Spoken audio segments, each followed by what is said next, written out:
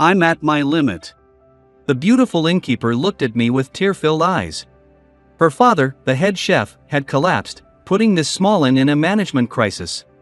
Leave it to me, I said, staring into her eyes. I was once the executive chef of a 5-star hotel, but now I am just an unemployed man.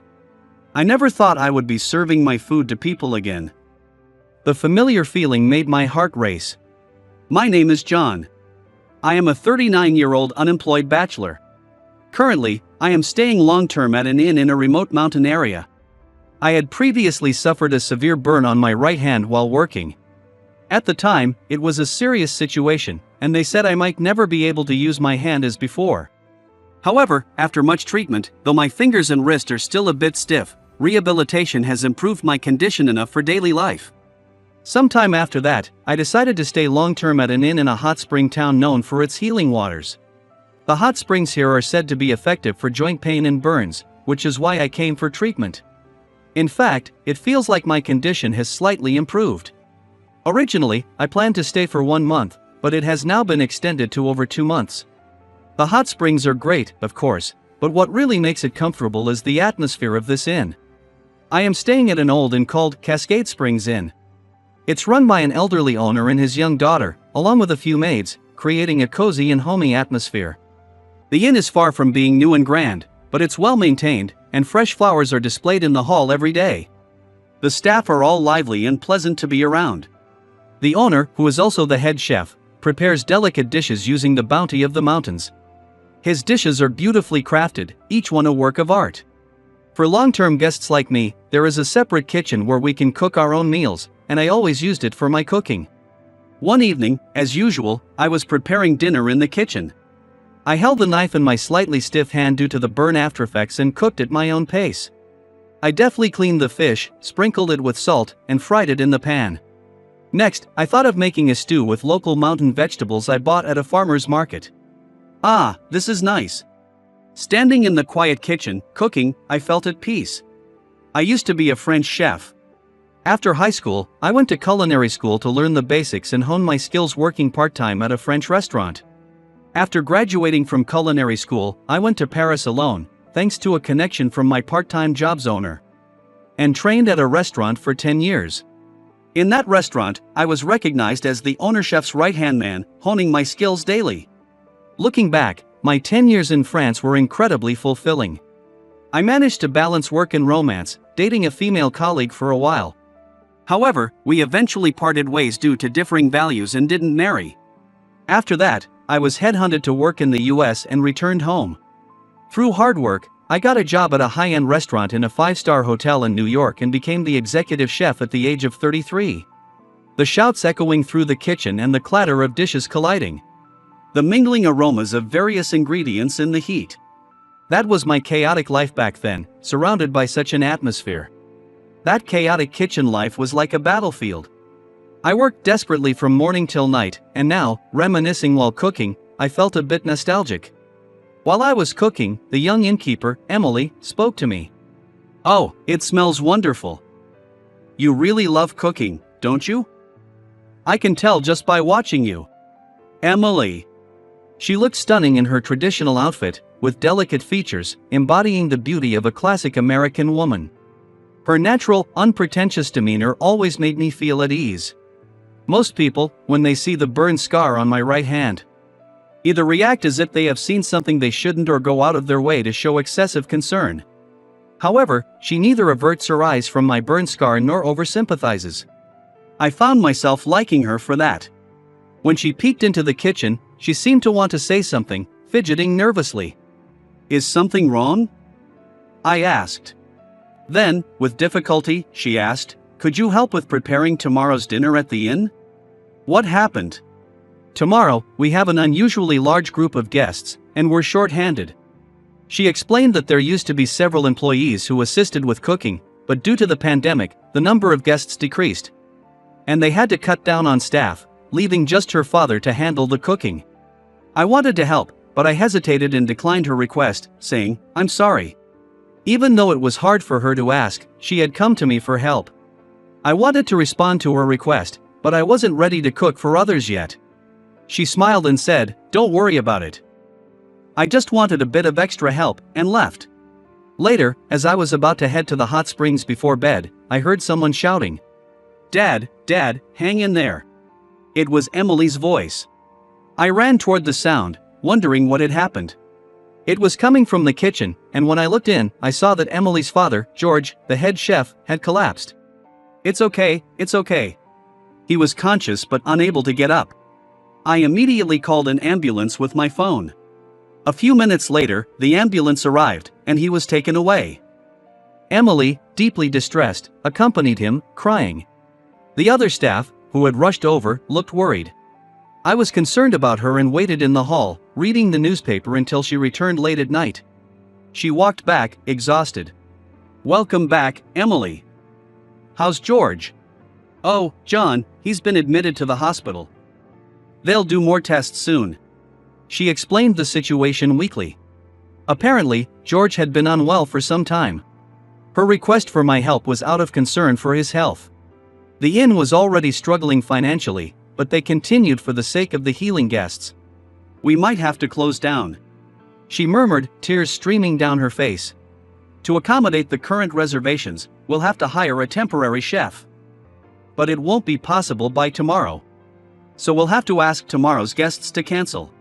Looking down, she said, and I found myself saying firmly, "I know I turned you down earlier, but if it's okay, I'll help." "What?" She looked surprised. "My father and I watched you cook in the kitchen and wondered if you were a professional chef," she said. He had apparently told her, "I think he's a skilled chef." I began to tell her about my past as a French chef. Being promoted to the top at a young age brought jealousy and skepticism from those around me.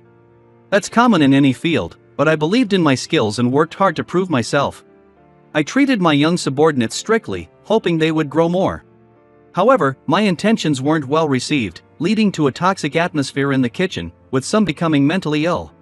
One particularly busy day, I got frustrated with a subordinate's clumsy handling of small fish and tried to take over, saying, "Let me do it." In a panic, he overturned the pan, spilling hot oil on my dominant right hand, causing chaos in the kitchen. I received first aid and rushed to the hospital, but the burn was severe, leaving me with scars and limited movement in my joints. Despite surgery, my hand never fully recovered. Afterward, that subordinate, feeling responsible, said, "It's my fault. I don't know how to make it right," and quit the hotel. I also resigned without returning to work. As the executive chef, I could have continued supervising the kitchen without actually cooking. But I felt I had lost the trust of the entire kitchen staff after that incident, along with the jealousy and doubt from others. The reckless nature of my injury, the trouble it caused, and the fact that my strictness had led a young subordinate to quit, all of it led to a complete loss of confidence.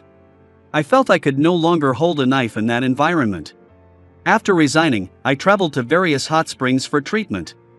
And my aftereffects had improved to the point where they no longer affected my work. However, due to my mental state, I couldn't bring myself to return to my profession and continued to hesitate. I said to her, "This inn has been really good to me. I can't fully replace George, but I'll do my best, so please let me help. Given how you can reflect on the past objectively now, I'm sure you'll be fine, John." "Thank you," she said, smiling warmly. I went with her to check the kitchen. It seemed George had collapsed after finishing the preparations for breakfast. The typical breakfast he always made could be managed with the ingredients he had prepared, so I was somewhat relieved. However, I didn't know the dinner menu he had planned, and I would need to source the ingredients. I hadn't cooked anything but French cuisine since my days in culinary school. Now, with the unexpected challenge, I desperately thought about what I could do. The next morning, I started preparing breakfast, with Emily helping me. Not knowing where anything was, she supported me from early in the morning. Seeing us, one of the staff teased us with a grin. "George always said he wanted Emily to marry a chef," they joked. Hearing that, both Emily and I blushed and fell silent.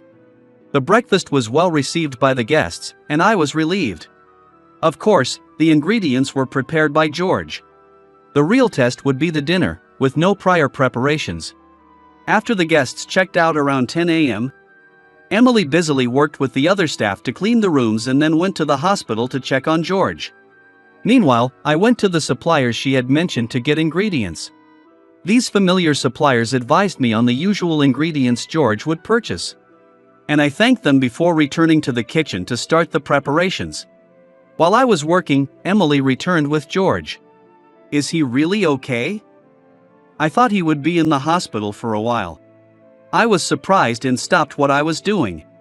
George, despite being stopped by the doctor and Emily, had forced his way out of the hospital on the condition that he wouldn't work.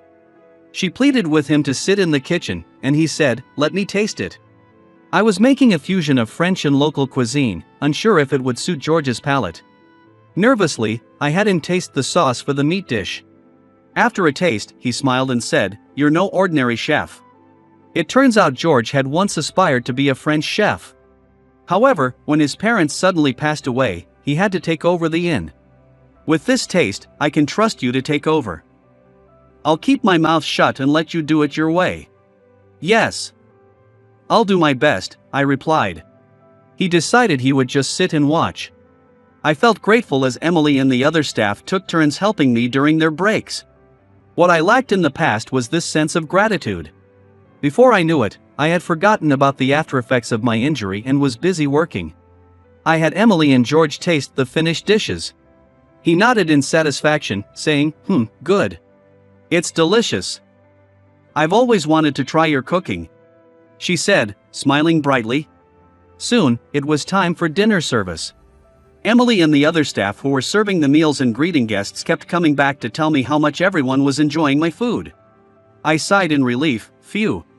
As I was taking a moment after serving the final dessert, Emily peeked into the kitchen and asked, "I'm sorry, but there's a room that requested to meet today's chef. Could you please go?" "I'm not the head chef, just a temporary cook," I replied, not really wanting to go, but George said, "The guests who ate your food are calling for you." "I can't go." "You need to." Reluctantly, I followed Emily to the guest room. Inside were two male guests who looked at me in surprise. "John?" I didn't remember who they were, feeling a bit embarrassed. Well," I stammered. One of them said, "Sorry, I'm an editor for a gourmet magazine." "I interviewed you before." "Oh, yes, for the feature on the 5-star hotel." I finally remembered them. "But why is the executive chef of a 5-star hotel here?" they asked in amazement. I was at a loss for words. Well," when Emily, equally surprised, asked, "5-star hotel? What's going on?" Emily raised her voice in surprise next to me. They explained they were touring various inns for a feature on hot springs. "We came here because we heard great things about the head chef, and we were disappointed to hear there was a substitute. But the food was fantastic. So we asked to meet the substitute, and it turns out to be you, John." No wonder it was so good. They then eagerly asked, "Please, let us interview you." I politely declined, saying, "I'm sorry, but I'm just a temporary cook for today. Please, reconsider."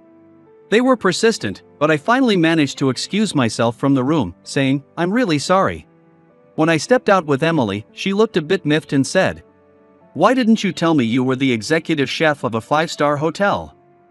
That's not fair." I hurriedly explained, I wasn't hiding it, it just never came up. But she laughed playfully, "I'm just teasing." It shows our taste buds were right. George, who had taken a liking to me, then asked, "Why don't you stay and work here?" "I'm getting old." And this recent health scare made me seriously think about finding a successor. His offer was incredibly generous. I realized that I still wanted to see the faces of people enjoying my cooking, so I decided to work at the inn. George would occasionally help and offer advice on the inn's cuisine. "I don't care about 5 stars or whatever, but remember, I'm your senior in the local cuisine," he said with a smile. He was still lively, and that was reassuring. The two editors kept their promise, and nothing about my situation was published. However, word of mouth spread, and more guests started coming to the inn, having heard I was cooking there.